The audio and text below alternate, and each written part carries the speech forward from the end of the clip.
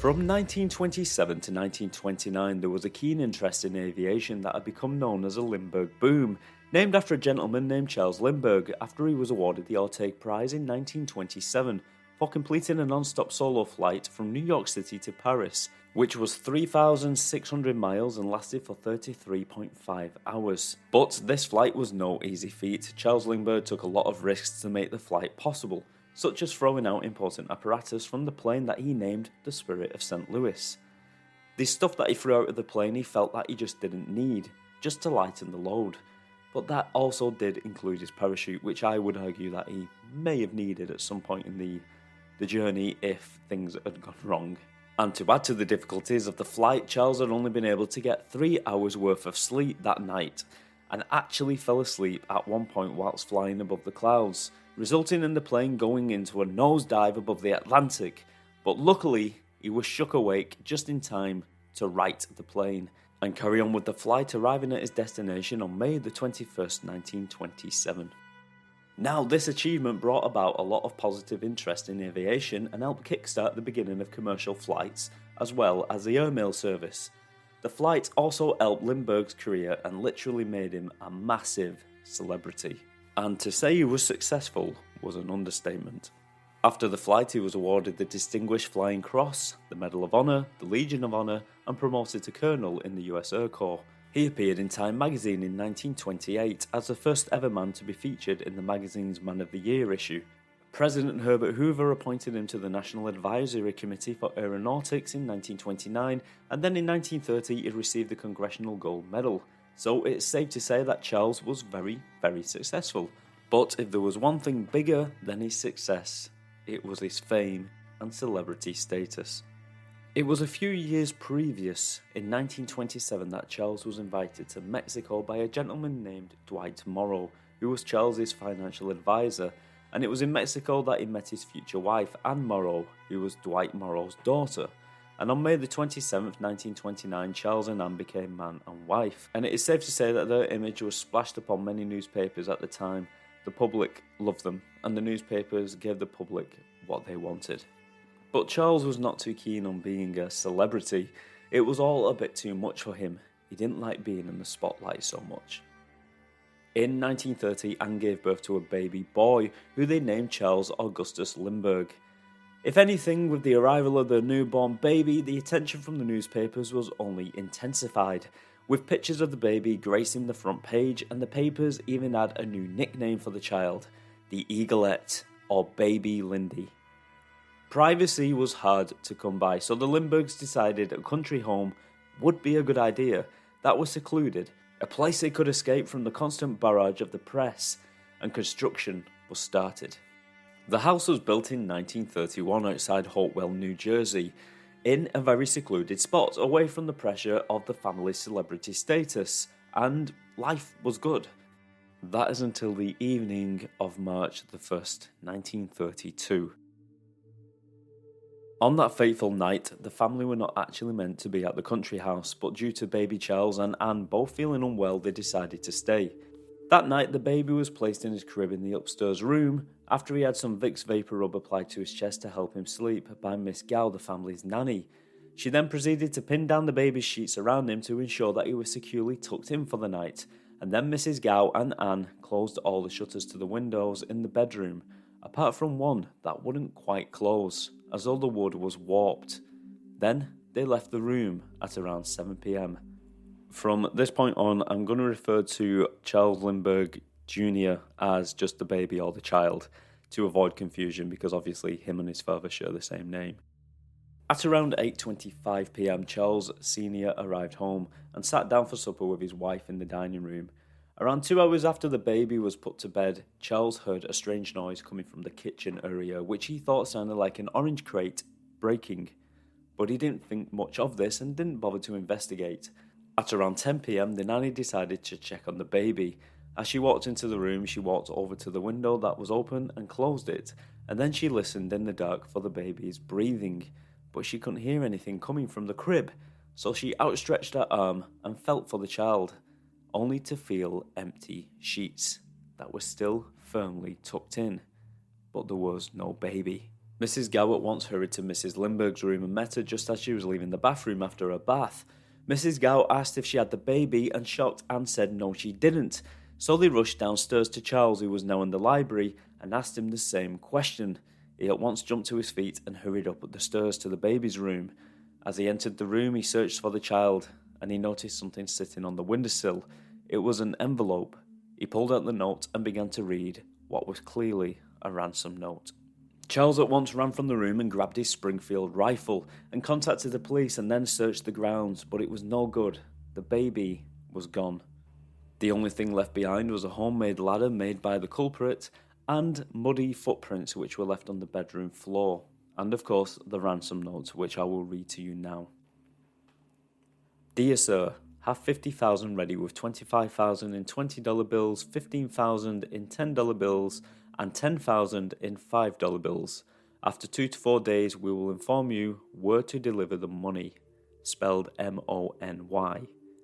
We warn you for making any ding public or for notifying the police. The child is in good care. Indication for all letters are signature and 3 holes. So, the handwritten ransom note had some strange irregularities. For one thing, the spelling was a little off. And when asking for the money, the writer placed a $sign after the figure instead of in front of the figure. And the way certain words were spelt suggested that the writer could possibly have been German. For example, the spelling of the word good was gut, which is German for good. I hope I pronounced that right.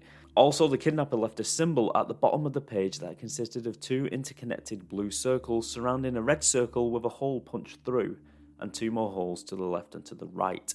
This symbol was a way for the Lindberghs to identify that the notes that would follow were indeed from the kidnappers. So when the police finally arrived, they started their investigation immediately. On the floor of the nursery, they found traces of mud from the kidnappers' shoes, and they also found a ladder that was found about 25 yards away from the house, and it was a homemade ladder that extended and came in 3 sections. It was put together in a shoddy fashion, but it was obvious that the builder had some skill when it came to woodwork.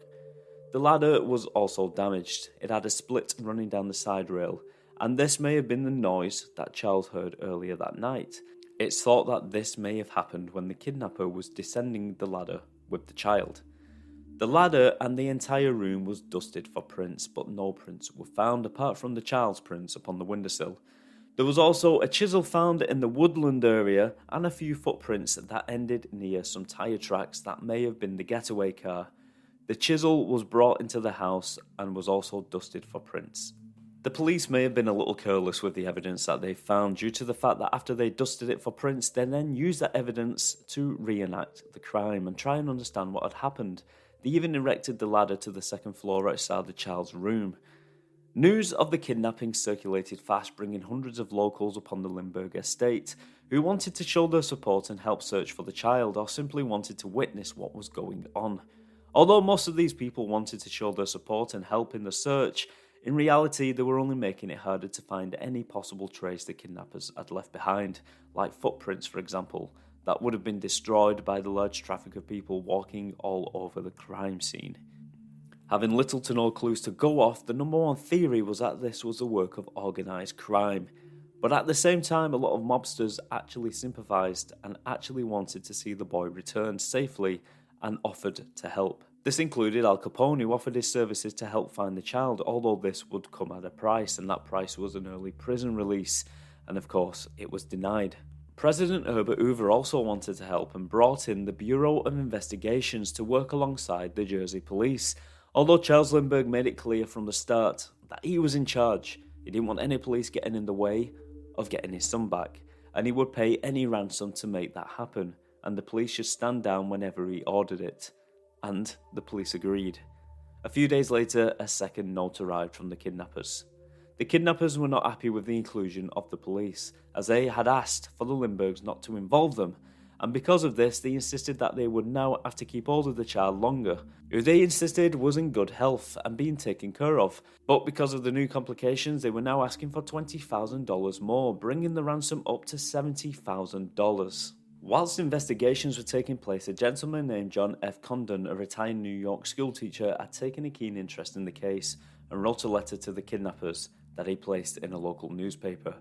The letter was simple. He was offering to be an intermediary between the kidnappers and the Lindberghs, and he provided his address and phone number and promised that they would be dealing with him and him alone. No police would be involved or informed, and he would meet with the kidnappers alone. As well as this, he offered $1,000 of his own money for the child's safe return, under the condition that the child be returned to him or a Catholic priest.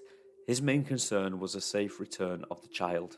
And it actually worked, because as stated in the third letter by the kidnappers that they now sent to Charles Lindbergh's attorney, they were concerned that the notes were falling into the hands of the police, and they were not happy with the inclusion of the police and the media, and also repeated most of the previous letter, including the increase of the ransom.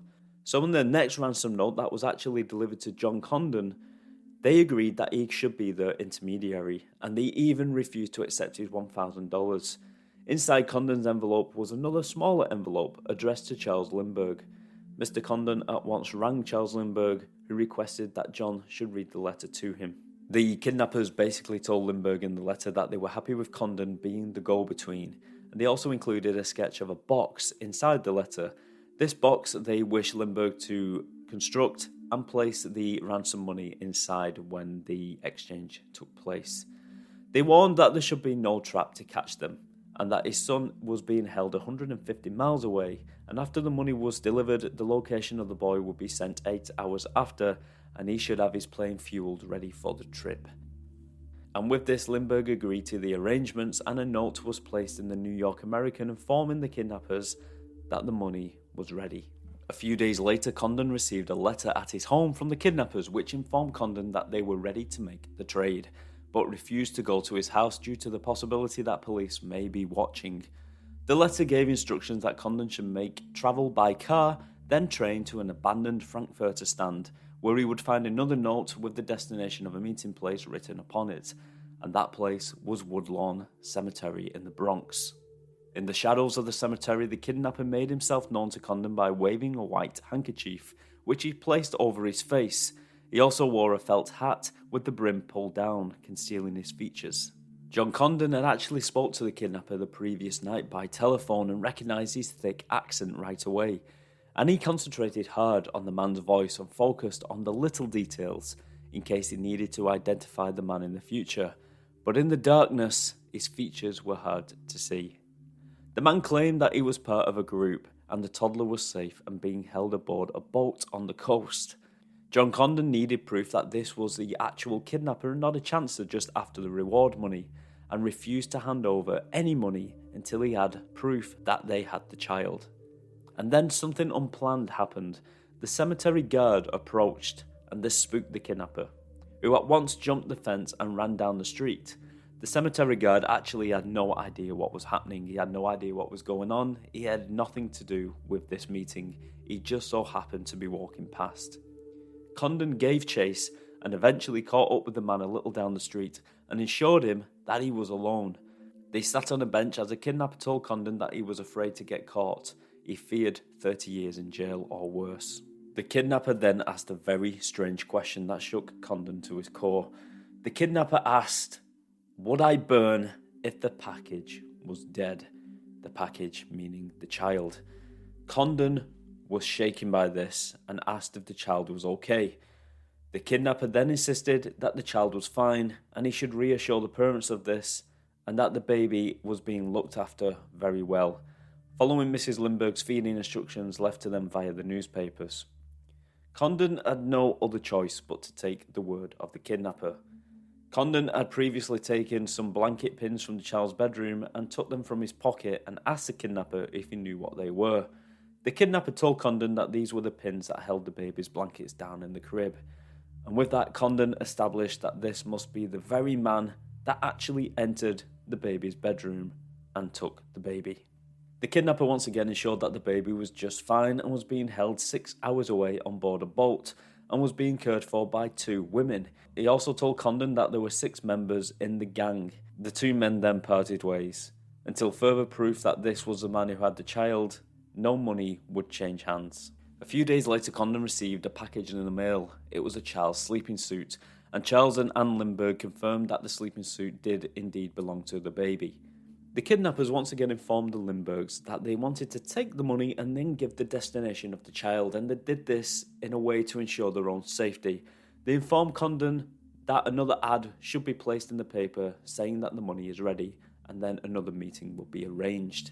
Charles Lindbergh had no other choice but to pay the ransom in hope that the location of the child would be given to him a whole 8 hours later. Condon posted another ad in the paper asking for them to reconsider the arrangement, to bring the child to the meeting and do a straight exchange. In the note that followed from the kidnapper, it was clear that they were becoming impatient, and they now give Lindbergh a deadline. If the money wasn't delivered by the 8th of April, then the ransom would be increased to $100,000. And with that, Lindbergh asked Condon to leave an ad in the paper saying he accepted. A few more newspaper ads were placed making arrangements for the money to be dropped, and on the day of the ransom drop-off, Condon received a letter that arrived via a taxi driver. The letter instructed Condon to take a car to a florist. That car was being drove by Charles Lindbergh.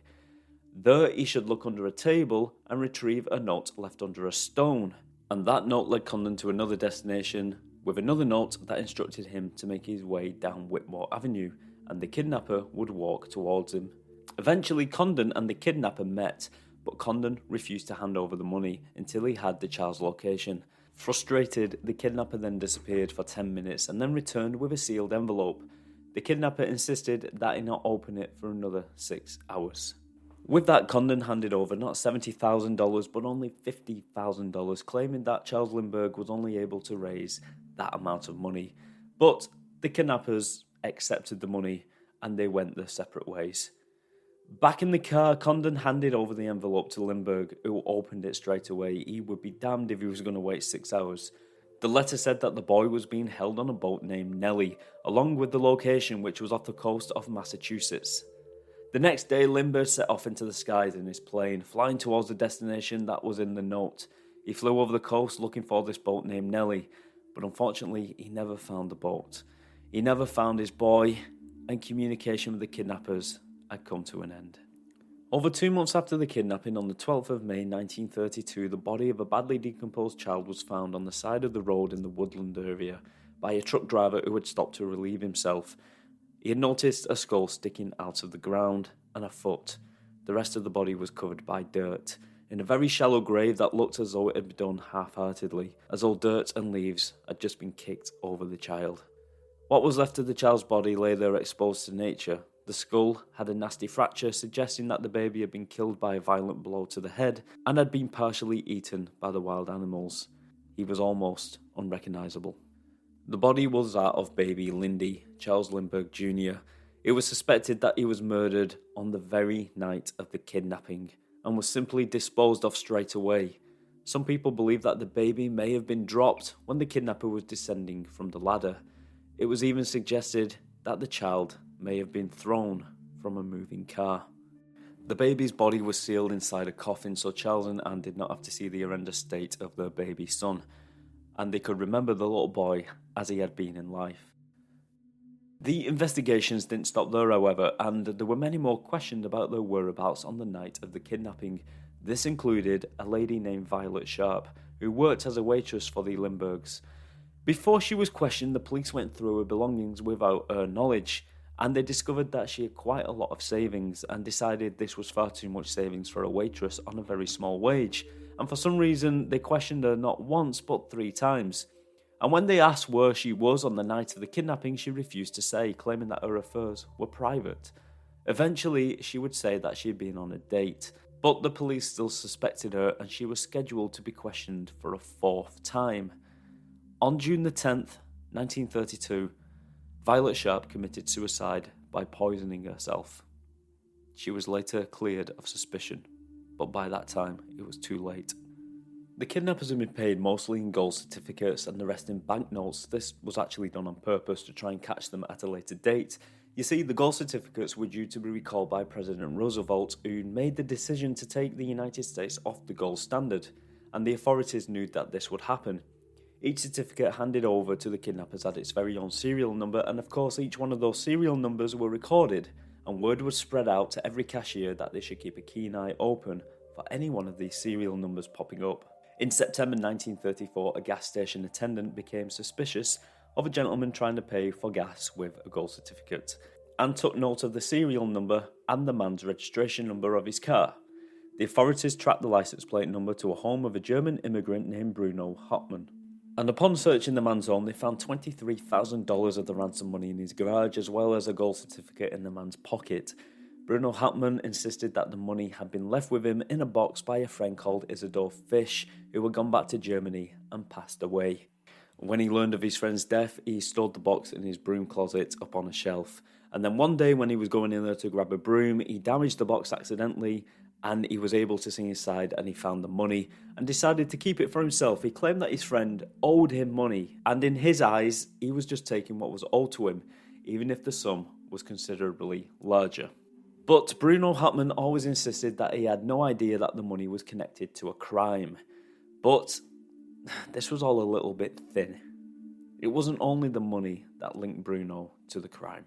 The authorities also found John Condon's phone number and address written on the wooden trim of the closet door, and when Hauptmann was asked about this, he simply said he had taken an interest in the case and had written the number down. They also found a piece of wood that matched the wood used to build the ladder, and a sketch of the actual ladder that was used in the kidnapping. Also, Bruno Hauptmann's handwriting was identical to the handwriting on the ransom note. It was also said that Bruno Hauptmann was absent from work on the day of the ransom handover, and 2 days later he quit his job. The evidence against him was undeniable, and eventually, after a trial dubbed the trial of the century, he was found guilty and sentenced to death. Before his death, he was offered a chance to change his sentence from the death penalty to life in prison. All he had to do was come clean, but he declined, still claiming that he was innocent. He was executed by electric chair on April the 3rd, 1936. But to this day, there are still some who believe that Hauptmann could have been innocent. Some believe that John Condon could have been involved in the kidnapping, but Lindbergh insisted that John Condon was innocent. Or maybe Charles Lindbergh himself could have killed his own son. After all, his own wife has said that all the way through the kidnapping and the trial, her husband shed not one tear. But maybe Charles Lindbergh just wasn't letting his emotions get in the way of the investigation. He was a level-headed man, that's for sure. But the loss of a child can bring the strongest of men to their knees. But it's also said that Charles Lindbergh wasn't a very nice man. He was apparently a racist, and he would often inflict cruelty to anyone he wasn't fond of. And he'd also fathered more children with different women. But if this is true, it does not make him a killer, but it does question the man's integrity. He had also ordered that no one was to go into the nursery on the night of the kidnapping between 8 and 10 because he didn't want the child coddled. He had then also done something very out of character that night. He changed his plans, something that he never did, and instead of attending the New York University alumni dinner, he decided to come home. And then there's the insistence that this was his investigation. He called the shots and may have directed the investigation away from the truth. And he even refused the help of the FBI and instead looked towards crooks and mobsters for help. He also refused to let police stake out the cemetery on the night of the money drop. And then some even questioned why it was that Violet Sharp took her own life. Was it due to the constant questioning, or was she in on the kidnapping? Other questions that have been asked are, why didn't the kidnappers take the child after midnight when everyone was asleep? And why was there a window in the baby's room with a broken shutter? And why did the family guard dog not bark at all? And then there's a ransom letter that Charles found on the windowsill that everyone else missed who had searched the room before him. And the handwriting was apparently different from the rest of the ransom notes that would follow. And as we know, Hauptmann refused to confess to the killing of the child, even though doing so would have spurred him the electric chair. Also, he was offered a large sum of money from newspapers for his story and confession. And that money would have gone to his wife and made her quite comfortable. But still, he claimed he had nothing to confess. He claimed he was innocent. And he went to his grave claiming he was innocent. But as usual, I'm going to leave you with one very simple question. What do you think? Who do you think killed Charles Lindbergh Jr.? As always, I'll let you decide. Until next time, take care of yourselves and each other, and I will see you very, very soon. Bye-bye.